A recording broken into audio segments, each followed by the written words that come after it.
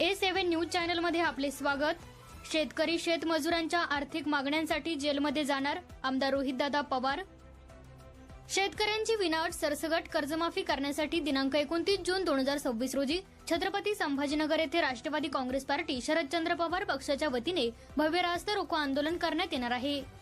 त्या आंदोलनाच्या पूर्वतयारीनिमित्त राष्ट्रवादी काँग्रेस पार्टी शरदचंद्र पवार पक्षाचे युवा नेते आमदार रोहितदादा पवार यांनी आज 26 जून 2026 रोजी राष्ट्रवादी भवन हिंगोली येथे शेतकरी आणि कार्यकर्त्यांचा भव्य मेळावा घेतला।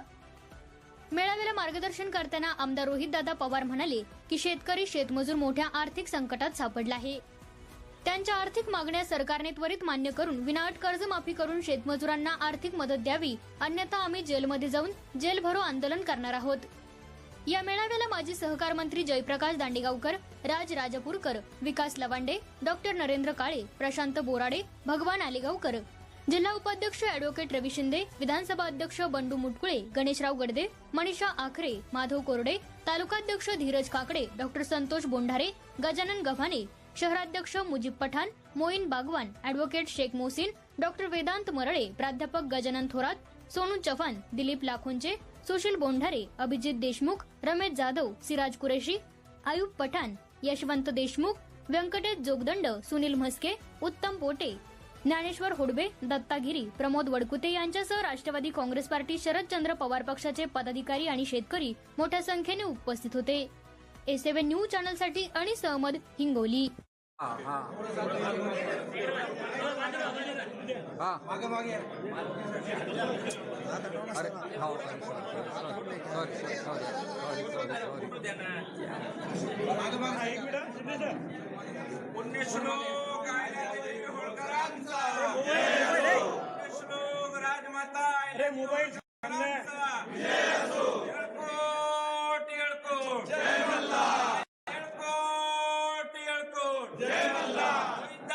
संघर्ष करो, हम हमारे साथ हैं।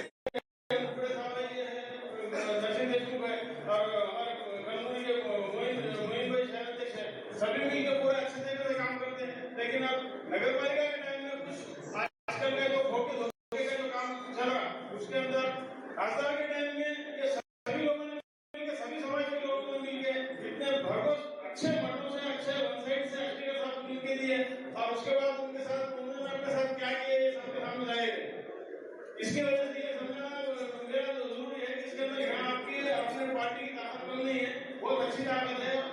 कांग्रेस आघाड़ी बहुत अच्छे तरीके से काम कर सकती, लेकिन अपने पार्टी को थोड़ा सा यहाँ से बढ़ देने की जरूरत है हमारे साथ।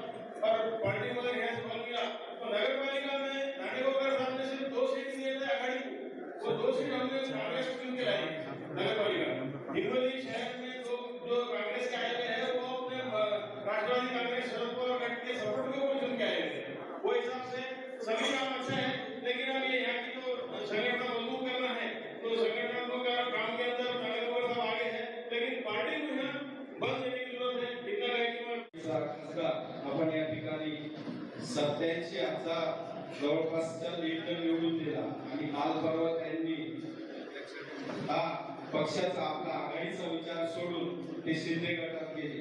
हिंगोली विधानसभेमध्ये आम्ही जीवाचा रान करून त्याला कमीत कमी 34,000ची लीड दिली आणि त्यांची मी बाईट ऐकली तर त्या बाईटमध्ये त्यांनी सांगितलं की मी विकासासाठी त्या पक्षात गेलो आणि बाकी सर्व खासदारांनी सुद्धा ते स्टेटमेंट दिलं।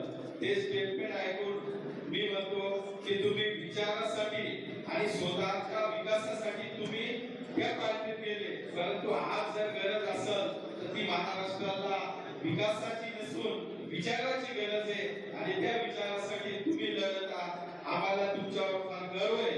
तुमच्या प्रत्येक संघर्षामध्ये आम्ही तुमच्या पाठीशी खांद्याला खांदा देऊ तुमच्या सोबत लढू।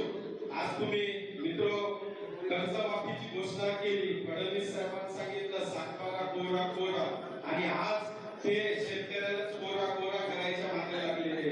तुम्ही बघितलं असेल की अहिल्याबाई होळकर यांच्या नावानं कर्जमाफी योजना घोषित केली आणि शेतकऱ्याचे होळकराच्या नावावर हेळना करण्याचं पाप फडणवीसने केलं। माझे फडणवीस साहेबांना एक विनंती आहे।